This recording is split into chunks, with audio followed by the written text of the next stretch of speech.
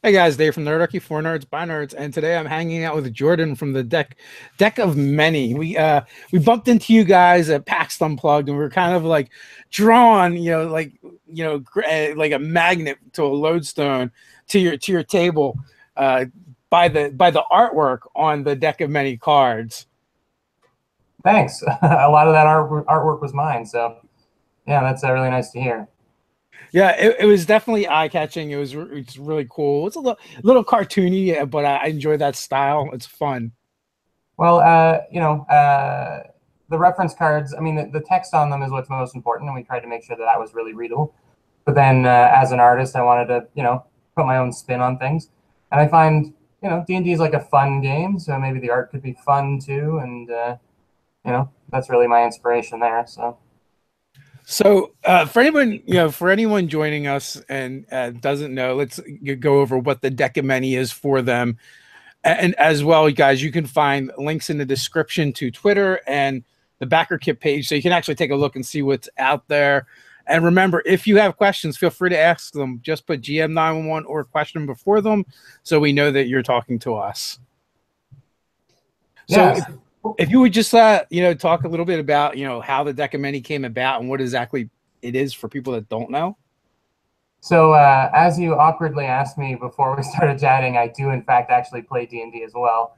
And as a guy who's tired of hauling all the books around all the time, and an artist, and someone who works at a place that makes accessories for games, I came up with the idea back in, well, it's the beginning of the year, for the deck of many, which was reference cards for D&D, monster cards with the stats on the back, condition cards that you can hand out to your players. And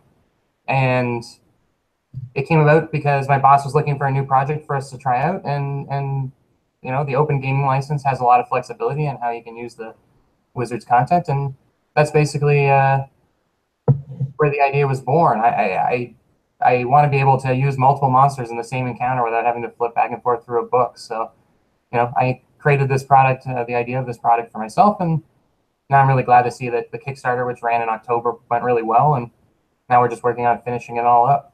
So, yeah, it's just a handy reference, fully illustrated reference on tarot-sized cards.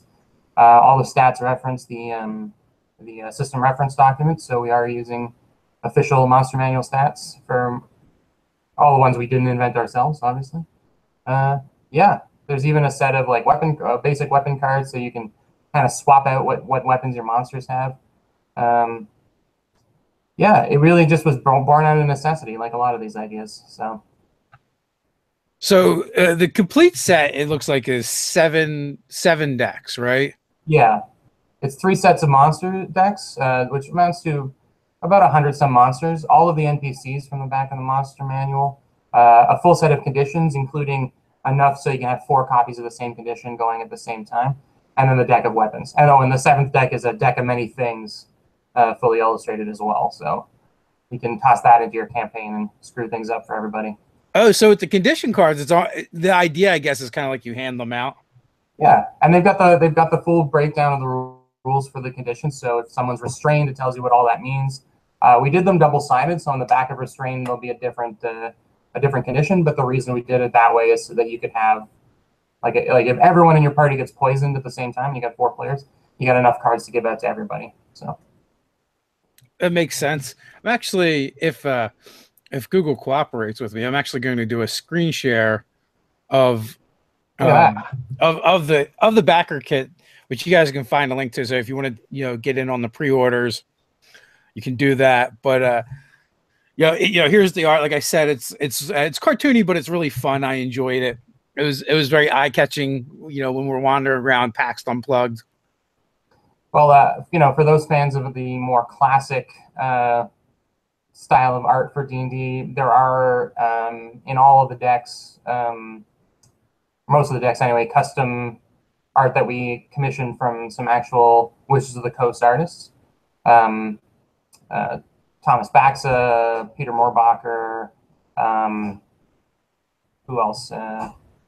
Aaron Miller, just a ton of like really great artists that we commissioned to do some work for us. Now, before we started, I had actually mentioned this. I'm going to pull this piece out for you guys because I was really surprised when I saw Leifkicker involved in the project.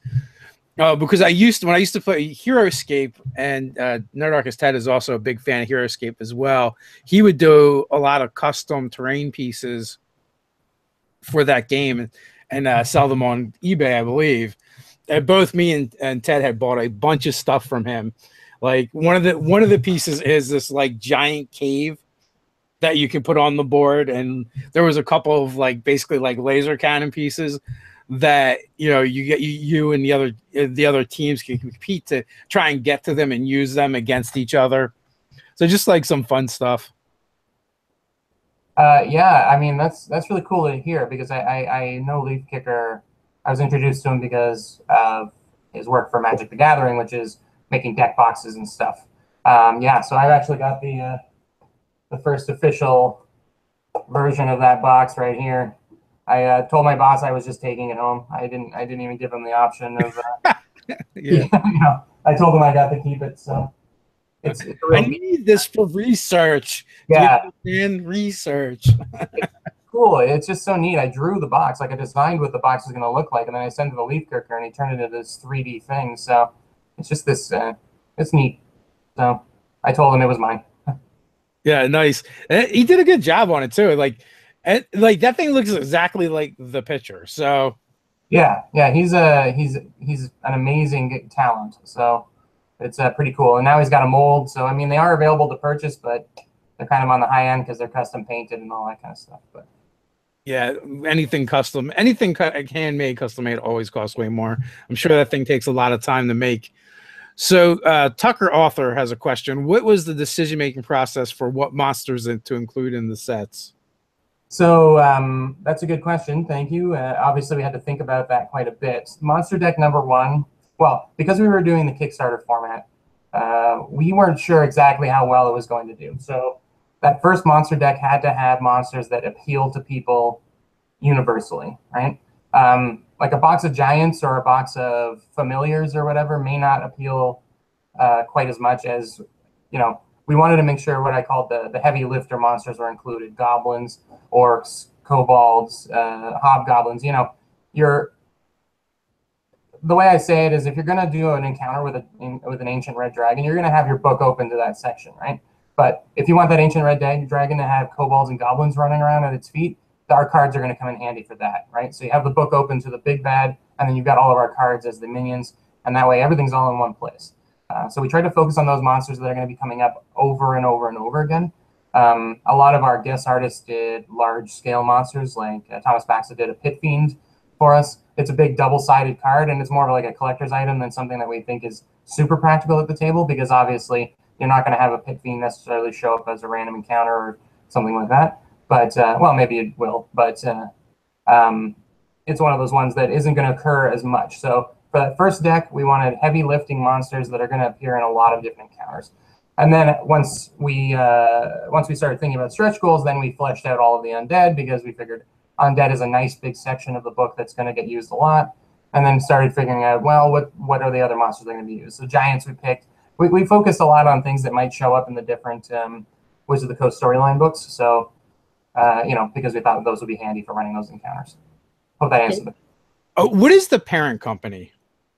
Cartamajigs. So cartamajigs.com is my boss, Rico, he started Cartamajigs a few years ago, and we make custom tokens for Magic the Gathering. So you cast that spell, it puts out a couple of zombies on 1/1 zombies on the board. You can use our cards with art by, some of them are by me, but a lot of them are by various artists we've made friends with over the years. You can kind of pimp out your deck with our cards. And so we were already working as a third-party company with Wizards of the Coast, so moving into the D&D sphere kind of made sense. And so eventually the Deck of Many will be its own kind of sister company. So and that's where I was kind of going to. You were already working in that space, and then you've been shifted over the Deck of Many. And so I guess the follow-up question to that is: had you already kind of made this for your table and were using it, or and the boss Ricardo, I mean, was like, hey, this is a product, we should make this, or did you pitch him? So I think the number one thing that one of the number one comments that at PAX Unplugged was people would come over and say, "Man, these are so handy. I'm tired of doing them all by hand." You know, and I think everyone has come up with their own. Every DM's come up with their own way to condense monster stats. But for me, writing them down onto a recipe card, I can't read my own handwriting on a good day, and so that just gets confusing. So honestly, my boss said, if you have any other ideas for products, let me know. And I said, well, I was just in the full swing of doing, really getting heavy into playing D&D regularly. And I said, well, this is something that I think would be really well. And I researched it a little bit. And for 5th edition, there weren't a ton of products like this, especially not fully illustrated ones. Yeah, it was just born out of that. He will credit me for the idea for sure. But it's the two of us that have kind of been working on bringing it to life. So yeah, I was just curious how it came about, more so than the credit. We're getting a little bit of feedback all of a sudden. So Zarif Gaming has a question. Any chance there will be story cards where you flip a card to give you a setting, flip another card to get that item probably looking for in the setting, made by the card, stuff like that? So I guess he's talking about, basically almost like random dungeon. I don't want to give too much away. Well, I mean, we're still in the early stages of what the next round of decks are going to be, but definitely, I have a major interest in getting story cards, dungeon room cards, trap decks, ways to build your own kind of mini encounter, your mini dungeon generation deck, for sure. I would love, for me, as a DM, I do very little prep, before the game. I come up with a few notes jotted down. So to have something on hand that I can just flip over and have an idea, like a prompt given to me, definitely would be useful to me. And so anything that's useful to me will probably end up with coming out for the deck of many. But yeah, like story cards or random dungeon generation cards or random traps, that kind of thing. Definitely very interested in that. Nice. So how long have you guys been working on the deck of many? The project was born earlier this year. I want to say March or so. February, March. I only started working in January, but with Rico, he and I have been friends for a while, but I only started working directly with him in January, and then he asked me that question: Do you have any other ideas? And I said yes. I've got this idea for reference cards, and we started the ball rolling slowly in March, and then before the Kickstarter launched, we pushed a big Reddit campaign to try and get some of our viewers may have participated in it, I don't know, but we sent out prototype copies in a couple months before the Kickstarter launched in October, and that was when our first big drive to see what people's interest level was, and we ended up getting a mailing list with 1,000 people on it, and it really kind of proved to us that this Kickstarter would probably do pretty well. So we've been working on it for about 8 months, I guess, like in earnest. So do you have a favorite card of your own? I think the Druid is my favorite illustration. I don't know if I've got one handy, but I really like how the Druid turned out. He's cute. I guess I don't know if that's what people are wanting in a Druid, but he ended up being so fluffy. Yeah. The Mimic as well, which you may remember from our... so this is the Druid here. He's got a little blue bird on his finger, and he's the only gnome NPC. I wanted to make a gnome. But the other one that I think the Mimic became kind of our mascot just because it was one of the earlier drawings I did, and everyone really liked it and turned into the pin, which I think we gave you one there, Dave. I don't know if you remember. Oh, yes. You know what? I should have grabbed them. They're upstairs. Mine are in my bag somewhere, but yeah. So between the Mimic and I think the Druid is my personal favorite, and then the Mimic kind of became our mascot. So it's kind of cool how that turned out. Yeah, the pins are pretty sweet. Mine are upstairs, and then Ted, he's been collecting them. I was over his house admiring. He's got like it looks like a tablet hanging off the wall with all kinds of pins on it. Yeah. Have you guys been to a lot of PAXs before? We have not. This is I can only speak for myself, but I'm pretty sure my other partners haven't either. This year has been the first year that I've really been hitting conventions, and PAX Unplugged plugged was actually my first PAX. Yeah, that was the same for us. Same for me. Um, I guess PAX has a lot of like board game stuff and tabletop stuff now, but it's always seemed very video game focused, and so I haven't made a big effort to go. But when we found out that PAX Unplugged was launching this year, and it was around the time that the Kickstarter was going to be, or the pre-orders were going to be promoted, like it was cool. It became one of my favorite cons, like first visit. So We were kind of like along the same lines with going to PAX Unplugged as well. And not only that, like we live in South Jersey, it was in Philadelphia. Like it was literally like probably 15, 20 minutes from Ted's house. right, okay, He's the closest, and the rest of us aren't really that much further away. You know, I'm involved with another collab game with a bunch of other YouTubers, and they all want to do PAX South in Texas. I'm like, I don't know. I'd rather go to like Gamehole Con and Gary Con. yeah. You know, more RPG centric, less video game. Have you done Gen Con or anything? Yeah, I did Gen Con this year. I did Origins this year. So I'm getting at some point in this month, I have to sit down and look at all the conventions for next year and Yeah. figure out which ones I'm going to. Did you find that? Sorry, now I'm interviewing you, but did It's you okay. did you find that you benefited, like as Nerdarchy? Did you find you benefited a lot from being at PAX Unplugged?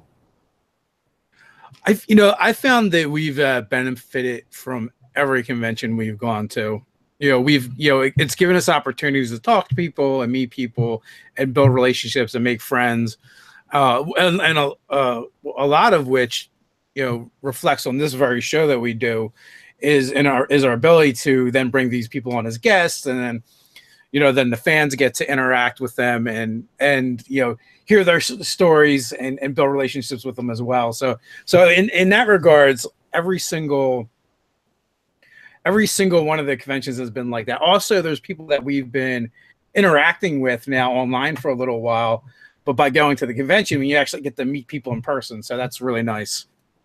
Yeah, that was something cool because we got to meet a bunch of our backers that really made a point of coming to the booth and chatting with us and shaking hands and stuff like that. So yeah, I mean, we definitely found a huge benefit in being there. The rest of the booth was, I don't know if you got a chance to look at, but the rest of the booth was Carnimajig stuff. So we were selling the tokens as well. My little corner was just doing pre-orders and chatting up about the deck of many. But next year, deck of many might be the focus, and which will be cool. We'll have actual product to sell. So Cool. Yeah, I'm looking forward to see what else you guys come up with. I want to see more of that fun art getting out there, and yeah. what you guys use it for. So, do you guys have any plans to expand beyond cards? Um, into what? How do you mean? Oh, anything really. I guess books, digital products. I would love I would love to use this as a vehicle to maybe publish some. Well, I think the idea of publishing our own monsters, even though it will still be in card form, maybe make it part of a campaign setting kind of thing. That would be a lot of fun. I have a homebrew that I'm slowly developing, and it would be neat to be able to use this as a vehicle to kind of publish that. Um, we would love to work with other companies. I mean, we would love to work with the Tome of Beasts guys and see if we can get their stuff turned into cards as well. Like that would be a big collab that we'd be interested in doing, just because we think it's a different kind of way of thinking to publish the cards, and so working with guys who do PDFs and books, to get their product into a different format, would be really neat. Get their stamp on the box, would be really awesome. Yeah, they have their second Kickstarter is crushing it right now. The That's Minions one. No, Codex of Monsters just Right. launched yesterday, and within hours they doubled their goal. Well, I picked up that PDF, that Tome of Beast PDF, and I use it all the time. It's handy just so that I have a monster that my players have never heard of. That's always a good sign. Yeah. I have it right here, and this sucker, solid. I'm jealous. I want the hard copy for sure. But yeah, I'm more than likely I'll end up backing and getting the book for the Codex of Monsters. Frog God Games also has one going on at the same time. They've also made their goal, and it's their Tome of Horrors, and it's like 4 different editions or 4 different books that we're going to put into one book. And yeah, I think previously all their artwork had been black and white, but they're going to be doing it in color, and they're also going to be adding some new monsters. So I'm excited to see what they do with that. I'm not a huge fan of black and white art. I like the colors better. I know some people just like that style and just prefer the line drawings, but I feel like when I moved away from D&D, I moved away from that style of art as well. yeah, I was gonna say D&D's got a real legacy of black and white art, because that was cheaper to print. I think was really what it came down to. But yeah, I have to agree. Everything kind of looks the same when it's all in black and white. Although there's a real talent to being able to illustrate something in a lot of detail in black and white and make it look good. So maybe it's just that I'm jealous. I can't really do it very well. So maybe I'm biased that way. Maybe. But hey, you know what? That's all right, because you do your thing, they can do their thing, and No, we get to, cool creative things be released into the world. Right. That's all that matters.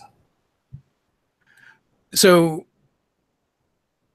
right now you guys are kind of like reproducing monsters.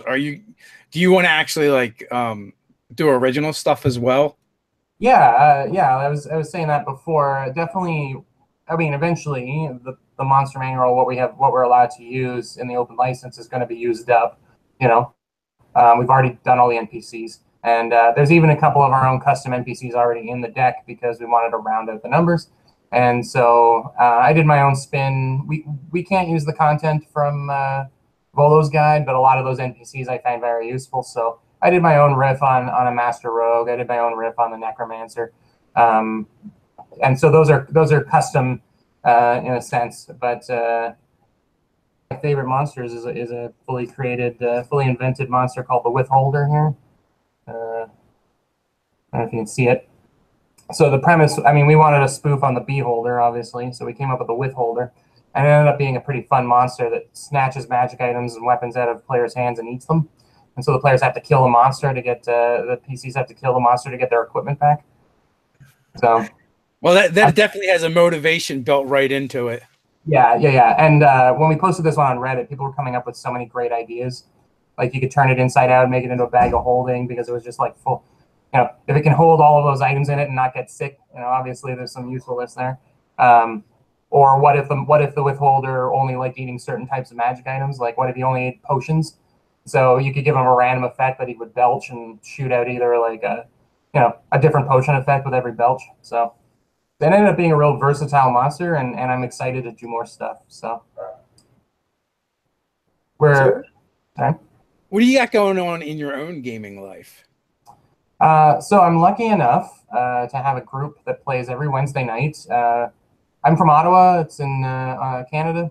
And we have a little gaming store, a gaming lounge cafe called The Loft. And I work for them, part-time for them just to help out with the bills. But they started a D&D club, basically.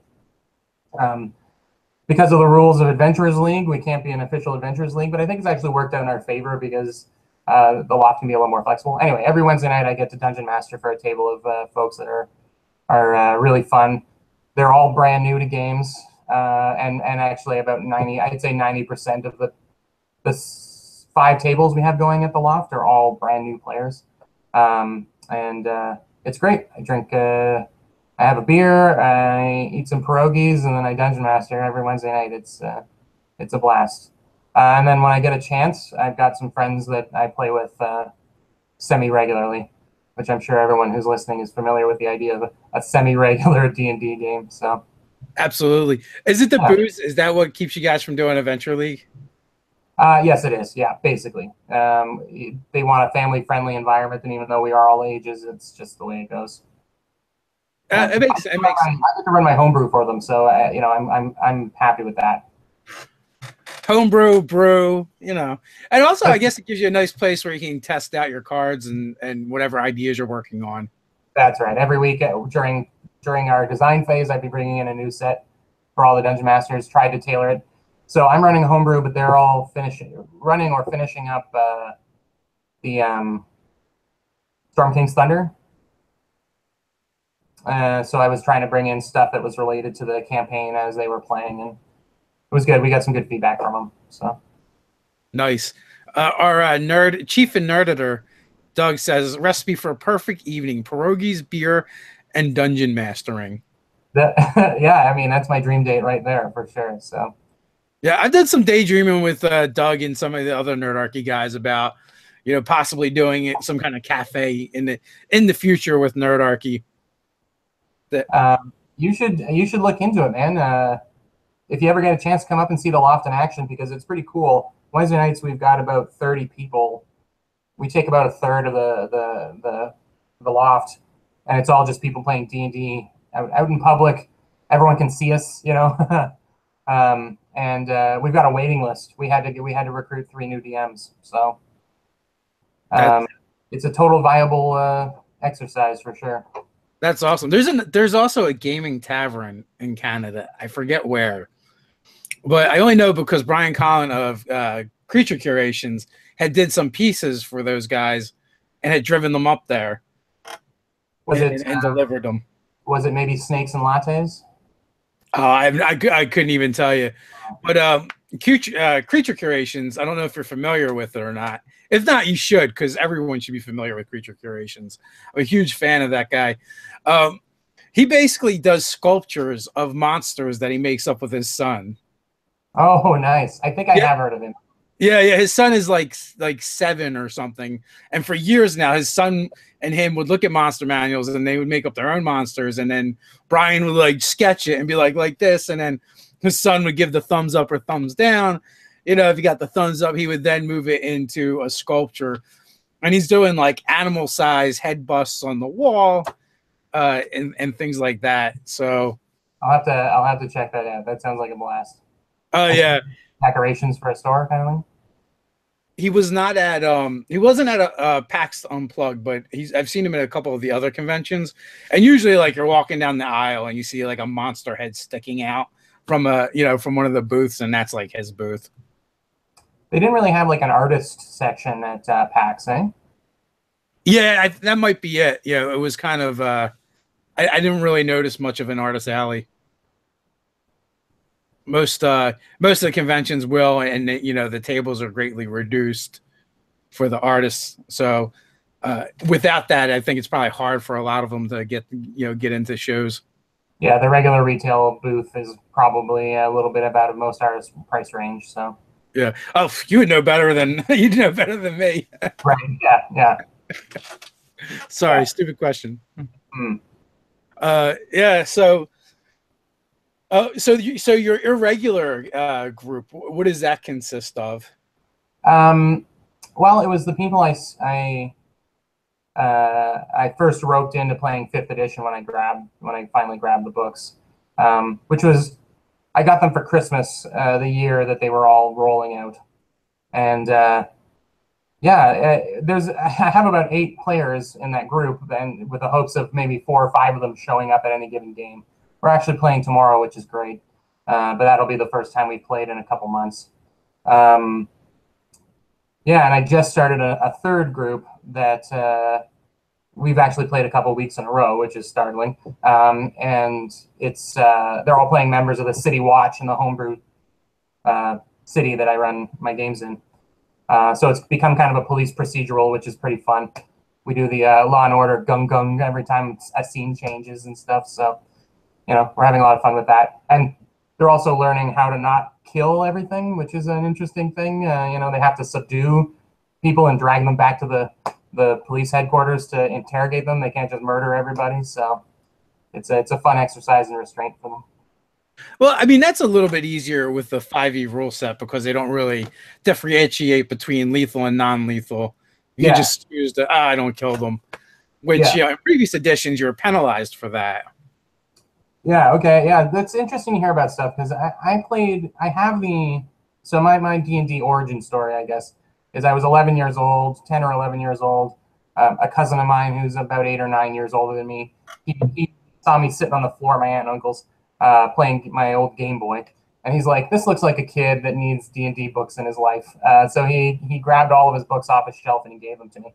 So I've got like I've got first edition basically D&D books that I started reading when I was a kid. Had no idea how any of it worked. I would leave messages on my cousin's phone at his parents' house, like with questions about how like THAC0 worked and all this kind of stuff, because I had no idea, you know. So we ended up just inventing our own version of the game to play.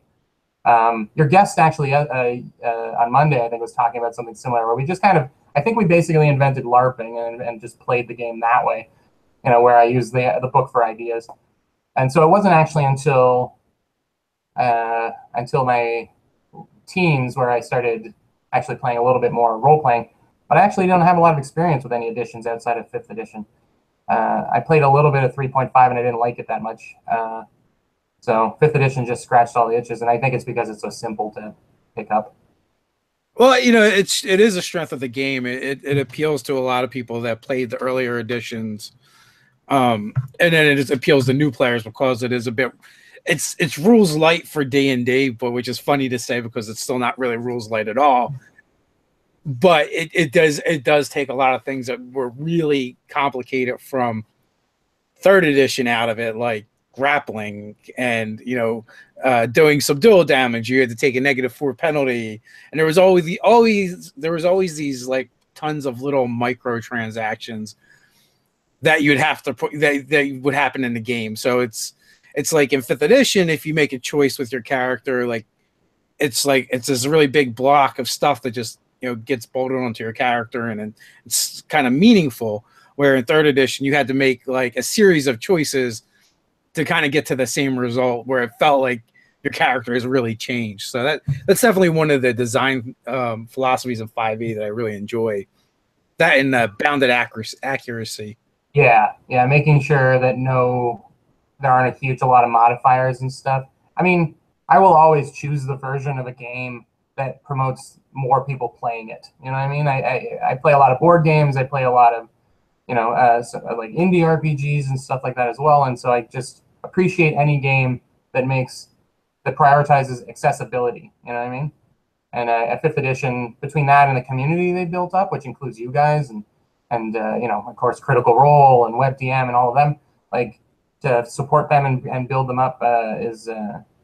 Yeah, it's just they've really figured out how to key into the community, and that's cool.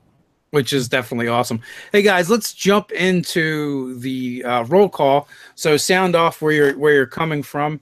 We'll keep chatting a little bit while you guys fill out the roll call for us to get to. I spotted a question here from Nathan Gallagher. Will there be reference cards for other RPGs? That's actually a good question, Nathan. We had a lot of people approach us about Pathfinder. Which I believe also has an open gaming license as well. And it's definitely something that's on our radar, especially once all the art is done. It'll be very easy to just translate them over to different stats. Like I said, I'm very interested in working with like Kobold Press and that kind of thing to try and get some third-party action going on with our cards. So I guess my only answer is to stay tuned. I hate to be so cryptic, but I don't want to promise anything, you know, before it's done. So, but yeah, definitely on our radar is Pathfinder, potentially Starfinder. You know, that's like an entry level thing if they do an open license for that. So yeah, definitely. Well, I wonder if Starfinder already kind of falls under the open license because it's so much of it is the Pathfinder rule set. It could be. Yeah, I honestly have not had a chance to look at the details of that. So that could be true. There's other companies too, like Monty Cook Games and Fate.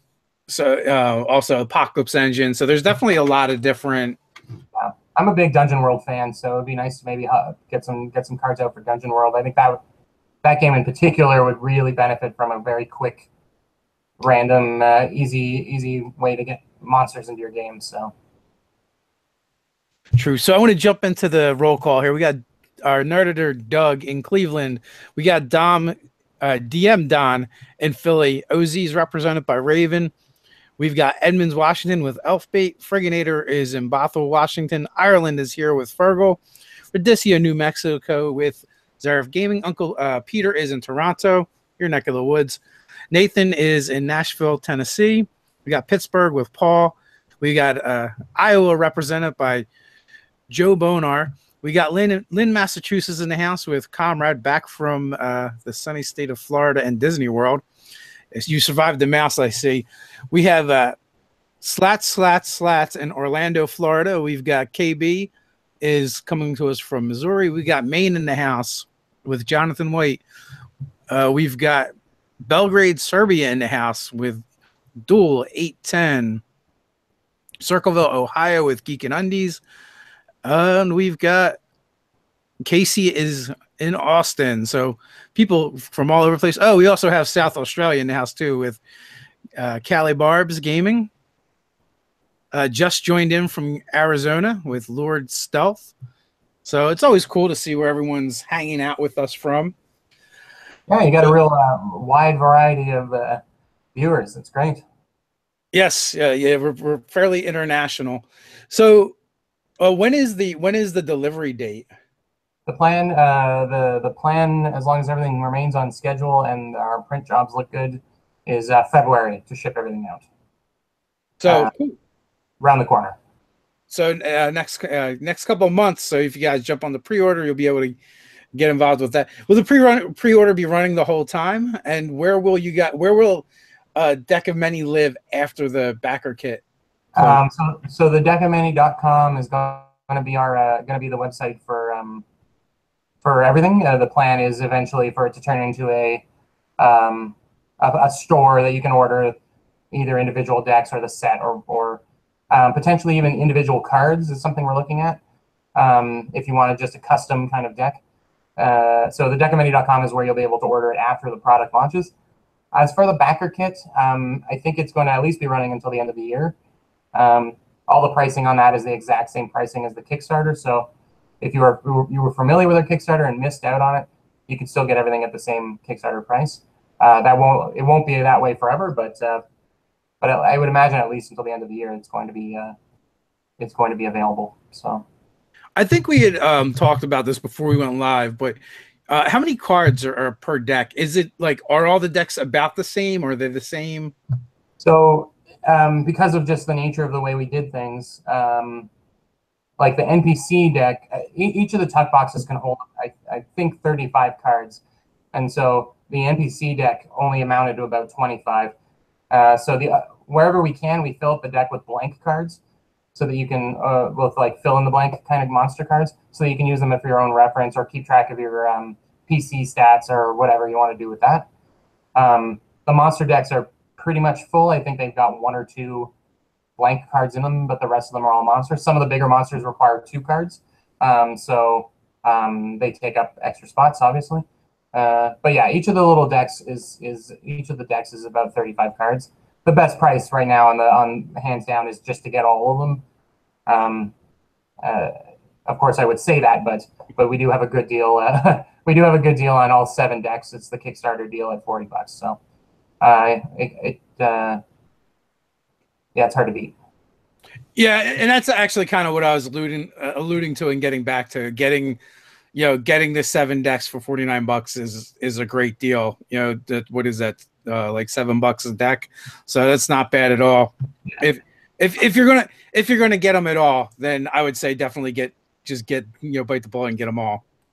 Yeah, even if you're someone who's just interested in the monster decks, like I believe they're at $16 each. So if you get all 3, that's that's more, I think, than the $50 already. So you may as well just get everything at that point. Again, I'm obligated to say that in a way, but we did want to make it. I think of it more as a set. I think of it more, especially with the Kickstarter. I think of it as more as a set of them. But if you do only want 1 deck, that monster deck number 1 has like lots of useful stuff in it right off the bat. So I would blame. So, Insect Hunter asks, "Will you guys be making a deck of many wild shapes? Would love that for a druid." I would think, like, just by the nature of it, some of the things you probably did were animals. So, Yeah, like I said, we aim for a mix. In the third deck, it's a good chunk of them are familiars, things that we thought I wanted to put in some player facing kind of useful cards, and I think a deck of familiars would be very useful. And a lot of those, I mean, obviously a druid can turn into a crow if they want, or a frog or toad, and so there's a lot of beasts, small beasts there. Um, um, yeah, obviously it makes sense to do a full blown beast deck. We did. There was one on Kickstarter. I can't remember the name of the company that did it, but they did like 200 or 300 beast shape cards. They weren't illustrated though, so that would be our main hurdle. As an artist, I can tell you, drawing animals is extremely hard, and so to do it right, it would require. So we weren't necessarily ready to compete with that other company that was already doing the beast shapes. But down the line, for sure, a deck of beasts, especially the kind of classics like the bear and that kind of stuff, would be is definitely on our radar. we actually promoted that Kickstarter. I believe it was Gemhammer Games and Son, Gemhammer and Sons Games, and it was the name was a little odd because it like the name just didn't scream deck of cards Right. that they had come up with. But it was it was a bunch of beast shapes. We actually gave away a couple decks. Well, and the main difference is too, like, they didn't have the art like you said. It was Yeah, just art. and that's not a knock, because fundamentally the most useful thing about the deck of many is the stats on the back. The illustration is more because I like to draw. I wanted to apply more of my skills to the project. So the difference, if we did a deck, we would do maybe one or two decks of these, whereas we couldn't probably do 300, at least not all at once, right? I've only got two hands, and as you said, there's only a 7 days, 24 hours a week. So, you know, You uh, insist on sleeping. yeah, that's right. I don't get that elven meditation period, that some elves get. So, Nathan Gallagher, what about a deck of deities? yeah, again, like anything where you want quick reference for something is on our radar. Um, I'm not sure how like useful a deck of deities would be, if they're thinking more cards with ideas for coming up your own deities, that kind of thing, for sure. I mean, ideally we'd be working with someone who has their own pantheon that we can, like a third party, or who knows, maybe down the line Wizards of the Coast themselves, and then that would be very useful. Especially maybe for a cleric to have a quick reference of their god right on a card. But yeah, absolutely. I mean, we're looking at maybe doing our own illustrated magic spell cards. We're not really sure where we want to go with stuff like this. So. Jetpack 7, they're doing a Kickstarter right now there's a ton of Kickstarters going on right now. The poor fans, I feel so bad because we bring out all these people to talk about these cool Kickstarters, and I feel their pain. But they're doing Masters and Minions, and they even have Dan Dillon is on that project. But they also did Gods and Goddesses, which is a book of deities. Mm-hmm. So and just so that you can start bringing them into your own campaign, kind of thing. yeah. Okay, cool. Well, So there you go. If you're looking for a company that might need a deck of cards for deities, that might be one of them. All right. Yeah, I was actually looking at their minions and mastermind set, and that's really, really cool stuff. I like that it's leveled up versions. Like there's the low level version of the baddie, and then another level up, level up. That's a really smart way of designing a book. So I might get my hands on that one. They also have a lot of freaking amazing art over there as well. Yeah, yeah, which would save me time. So that's actually a good idea. So your homebrew stuff, right? Mhm. Do you want to see that come to life as, potentially products down the road, like, a campaign setting maybe? Yeah, I've been given kind of free reign as to what the NPCs look like and that kind of stuff. So I've been kind of sneaking my own NPCs looks into the characters. So the noble in the deck of many is how I imagine the mayor of the city in my homebrew campaign to look. So I've been sneaking in my own ideas as to how these characters should look based on my homebrew campaign. Um, yeah, I would love to develop some maybe a deck that's related to my campaign setting or that kind of thing. Again, it's still like in its early stages, but original content I think is my big dream for the project, obviously, because inventing my own things, creating my own things, working with our fans or fans, working with the people who love our product to come up with new ideas for stuff like that. That's where the real interest for me lies. So ideally, yeah, we're hopefully creating original content within the year. So So in your homebrew games, do you use a lot of play aids? I use my cards a lot now. Again, playing at the pub means that I got to carry everything there. And so if I can kind of plan out with my cards what my encounter is going to be, or at least have a few options there, that means I don't necessarily need to bring my monster manual with me or my Bolos guide or whatever. So I definitely am using my cards.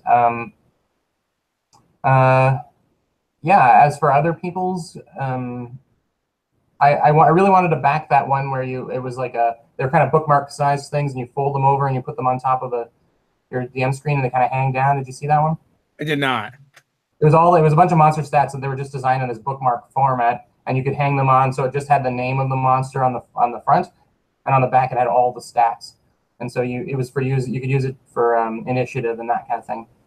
Again, I can't remember the name, but anyway, I missed my shot at that Kickstarter. So That's an interesting concept that, doing the hanger for tracking initiative as well as having the stats. Although depending on your play style, like I generally don't tell my players what the monsters are. yeah, see, I don't really either. I very rarely use the name of the monster, even just to try and keep the mystery alive as long as I can. So, so yeah, that was just something that I thought was an interesting reference. Honestly, I'm very old school when it comes to things. I keep my initiative I just have a notebook and it's just every page is a different initiative list. You know what I mean? I don't have any way of simplifying that. I just write everything down by hand. So my hit points are tracked with hash marks. So, you know, The only weekly game I'm running now, I'm running online. So usually I just have them put their initiative in the chat, right. so I can track it that way. As far as hit points, I never track the player's hit points. I'm like, just tell me when you're dead, you know. Yeah. Yeah. And then and honestly, unless there's a lot of monsters being fought at the same time, a lot of times I just kind of track them in my head Right. as far as who has what hit points left. Yeah. Sometimes I'll just drop a monster to 0 with a big enough hit. If they're fighting a couple of goblins or something and they crit it, I don't even bother writing down, keeping track of the damage. I just give them a 1-hit kill and makes my life easier too. So KB has a question, but I'm not really understanding the question. Maybe KB will clarify, because his question is: are there any plans for trick weapons that may or may not be magical? I know you guys have a weapon deck, but I'm guessing that is just the standard weapons from. Yeah, when we started coming up with ideas for what we wanted to include in the first set, we kind of wanted to touch on everything. We knew we wanted conditions and monsters, and then it expanded to the NPCs as well. And we decided to try out the weapon deck. I use the weapon deck, or I use the cards I currently have for the weapon deck, so that I can modify what weapons my monsters have. Because when you've got a goblin, it's got the short sword and the short bow. It would be nice. What if I want my goblin to have a great axe? But I don't want to flip through the book last minute to find stuff. As far as like a trick weapon that may, or you mean, I guess maybe you mean like a cursed weapon or that kind of thing. We're definitely interested in doing magic items. There's an idea to maybe having on one side have it say one thing on one side of the card, but then when the character actually uses it, they flip it over and find out it does something else. So I'd love to do something booby trapped item cards, like that. So that sounds kind of fun. Yeah, it adds a bit of that board game element into it, which wouldn't be a bad thing. Have you dabbled with any board game design type stuff? No, I've done some artwork for, again, I know a few people who worked in the game biz, and I've done a bit of artwork for some stuff, but this is really my first foray into making any kind of cardboard based product. So mostly I'm just a fan. I play a lot of board games, so there's nothing wrong with that. All the different hobbies and niches need fans. Yeah. And as nerds, we have plenty of room in our hearts for fandoms. Yeah, really. I've always said though, if I could guarantee that I could play RPGs and D&D as much as I play board games, I would sell my board game collection in an instant. I would just play D&D all the time. So, but I don't think that's really feasible. So, well, I think at a certain point, there can be, believe it or not, I think there can be too much D&D at a certain point.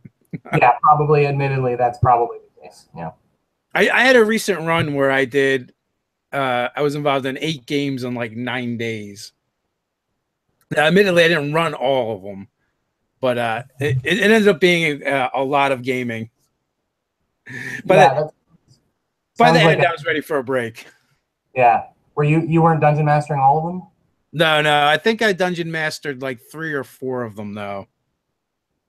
We had traveled down to ThinkGeek and ran a Halloween game for them. I had the fan game.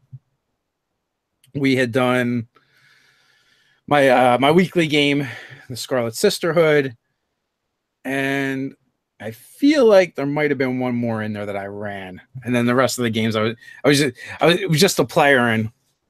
So, do you find you get bored as a player, or do you prefer being a dungeon master? If I spend a lot of time playing, I want to DM. If I spend a lot of time DMing, I want to play. Yeah, that's a sentiment I can share. I have only played a little bit. I've only actually played like as a player 5th edition maybe 3 or 4 times, and the rest of the time it's just been dungeon mastering. And I miss all the options. I miss the ability to kind of do whatever I want and invent stuff on the fly. It's like, why would I want only one character? I can have 100 characters, and I could DM and be everybody. So I get kind of sitting behind the character. That's funny because like we kind of internet fight with people all the time, and one of our more recent videos we kind of trolled the internet a little bit, and with 4 reasons why the DM needs a player character. Oh yeah. Because we hate that, right? And so, but we knew it'd make people click to either come fight with us or figure out why they needed to have one. And that's just like what you said is what we say all the time. Like, you get to be all the characters. Why do you need to have a character in the party? Yeah, exactly. I hate having a full-blown PC to run like an NPC. I've done it a few times where we've had a player missing, or they've had to drop out, and then we're in the middle of a big encounter or of a big quest or whatever, and their character is kind of essential to the party, and I hate running that. I also don't like having to give it to another player and say, can you run 2 characters at once? So I can't imagine why anyone would do it on purpose, but you get to be every other NPC. So even when we end up with like NPCs that are kind of important to the game in the party, like generally the way we handle that is a player will mechanically run the NPC, and then the GM will do the role playing for the NPC. But for the most part, we try and get them out of there as quick as possible because we just don't like the extra complication. And but what ends up happening sometimes is some players want like henchmen and want things, helpers and assistants and apprentices. So that in our more recent games, we've had a little bit of that. Yeah, I haven't got past the one man army players, you know, where they can do everything themselves and don't need any backup. So we haven't got into I've never gotten into the henchman sidekick thing. Some of the players are each other's sidekicks, I guess, but yeah, I find it's hard enough to balance, you know, the game for a good combat for 4 or 5 players. As soon as I accidentally gave my wizard the staff of insect swarm or something like that, could summon giant spiders, and I gave it to her at like 4th level because I thought, oh, this is cool, it fits her character. But when we were playing a full table, I had 6 people, and then 3 giant spiders show up. That's 9 things on the battlefield that I wasn't ready for. So to think like to let them each get a sidekick that also fights and stuff just seems like it would just be overwhelming. So yeah, I would need to throw thousands of monsters at them. We just had one player that was kind of old school and wanted henchmen and stuff like that. Mostly, you know, and mostly it was generally role playing stuff. And you know, when you do it, they end up so much weaker anyway that they don't really end up doing much in, you know, in the actual combats, or they're not effective, where they get dropped fairly easy. Yeah, Is what ends up happening. And then like there's also players like my son, who is like the collector, right? So he wants to collect pets all the time, but he doesn't want them in combat because he doesn't want them to die. Right. Well, yeah, there's different ways around it. I do that with my ranger's animal. She controls it's my sister. She controls what the animal does, but then I control how the animal role plays, and I guess because the ranger's got a bit more of the ranger animal has a bit more of a higher intelligence and that kind of stuff. So I do the voice for it when they're communicating with each other and that kind of stuff. So it's fun. I guess that's a parallel. So KB had asked a question about the weapons. So he was talking about like, I guess like mechanical, more like mechanical weapons, and he uses an example of complex weapons like a spring-loaded needle launcher, or, you know, hidden blades in probably like in the sheath or in the hilt or something like that. I run rogues a lot, and a card on my gear making would make so much sense. Yeah, something I was thinking about was maybe decks of equipment themed to the different classes. So like a deck of rogue stuff, a deck of fighter stuff, a deck of, you know, wizard alchemy stuff. Maybe based around the, you know, the item packs that you get when you're starting your character at 1st level or something like that. Again, custom stuff is really what I want to be working on, and custom magic items and weaponry would be great. One of my favorite books, I don't know if I've got it, is the Whole Realms catalog. I don't know if you've ever seen that one, Dave. Came out, I think, for 2nd edition, and it's basically a guide to equipment for adventurers that's themed around, that looks like a Sears Roebuck catalog. Oh no, I definitely did not see that. Aurora's Whole Realms Guide or Whole Realms Catalog, something like that. And it's great. It has mostly fluff about the different things. There are some stats and things, mechanical things in it, but it's mostly fluff and just like a slew. There's a whole section that's cheese. It's just all the cheeses of Faerun, right? And it gives you descriptions of the cheeses or the beer or whatever. And it's designed like a catalog. And at the beginning, it tells you how you can, you know, where you can go to order things, you know. I would love to do something that was like that. That was kind of like fun, like a market deck, you know, that you could use to, you know, maybe promote what the stalls are selling in your town or that kind of thing. So it definitely sounds like a lot of fun. And in the chat, they're also saying about feat decks. Obviously, they would have to be unique feats and not, you know, the Wizard's Coast ones, because, you know, yeah. I think like one of the feats is in the SRD, right?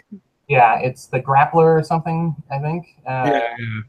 Yeah, and I would love to do a deck of class abilities, you know, because to be able to keep track of all the different actions you can take, or all the different bonus actions, would be really great.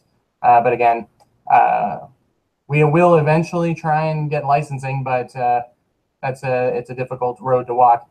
So we would have to be doing it all in homebrew stuff or custom stuff as far as that.